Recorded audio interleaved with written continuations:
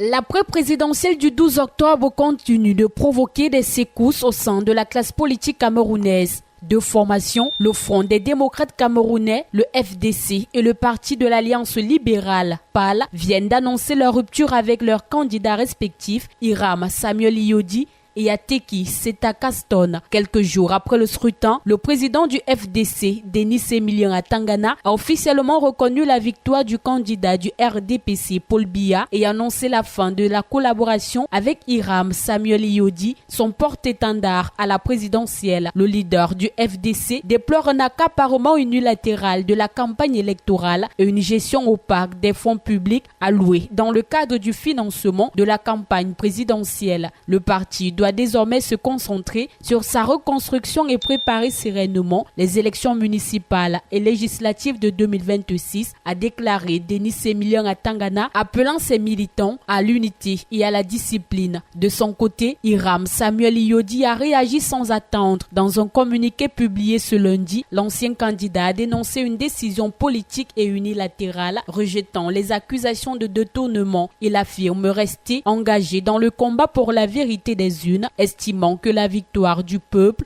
lui a été confisquée. Même son de cloche au parti de l'Alliance libérale. Son président, Sa Majesté Célestin Bédigui, a lui aussi pris ses distances avec le candidat Ateki Setaka Stone, qu'il accuse d'avoir tenu des propos contraires à la ligne du parti après le scrutin. Dans un communiqué rendu public à Yaoundé le 13 octobre, Célestin Bédigui précise que le PAL se dissocie totalement de la posture adoptée par son candidat, estimant que ses récentes déclarations n'engagent que lui. Ces ruptures en cascade traduisent le climat de crispation qui règne au sein de certaines formations politiques après l'élection présidentielle. Alors que le Conseil constitutionnel s'apprête à proclamer les résultats officiels, plusieurs partis semblent vouloir prendre les distances avec des candidatures jugées solitaires et déviantes. Le FDC et le PAL veulent ainsi marquer une nouvelle orientation, celle de la reconstruction et de la discipline interne, à l'heure où le paysage politique camerounais se redessine sous fond de rivalité et de remise en question.